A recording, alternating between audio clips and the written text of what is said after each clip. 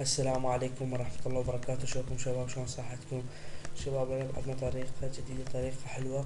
أول شلون نحن نخترق حاسبة شباب. تابعوا وياي الفيديو. أول شي يكون عندك هذا البرنامج شباب، هون تشوفوه الاسم ماله شباب، هذا ياته اخذوا اسمه شباب. أنا راح أدخل على البرنامج يا شباب. راح هو يكون لازم يكون عندك نفس البرنامج، انت عندك نفس البرنامج وهو يكون عندك نفس البرنامج. فهمتوا شباب؟ النوب اذا هو اعطاك اليوزر نيم، الاسم، الرقم، تخليه هنا. خوش النوب وش تدوس على هذا، راح تنتظر هنا يديني كلمة الباسورد. تقول له بس الباسورد ماله كاشي، وشلون تحجون وياهم هاي شباب. هنا بتخلي الباسورد هنا وتقول له اوكي شباب. هسه انا طبيت بحاسبته شباب، مثل ما تشوفون شوية يعني يثقل شباب. مثل ما تشوفون صار الشاشة سوداء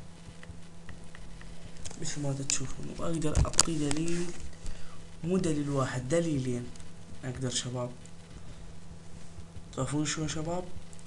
الدليل الاول امسح له برنامج او امسح له كوم برامج، هقدر امسح له. خلاص شباب،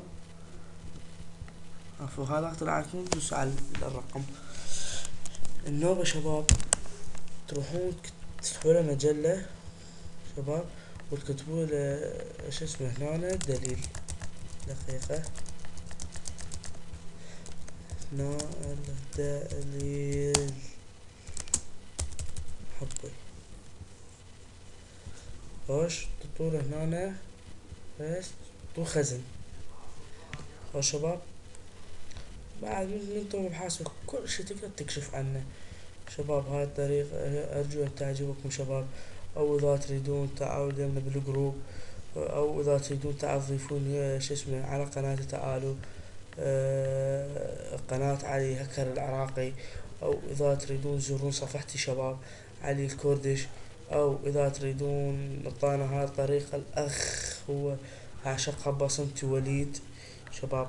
او اذا تريدون تجون على الجروب شباب، جروب عزيزنا الغالي فيسبوك والمزرعة السعيدة والاهرامات، كل شي شباب. شباب ارجو ان تعجبكم هاي الطريقة شباب، والسلام عليكم ورحمة الله وبركاته.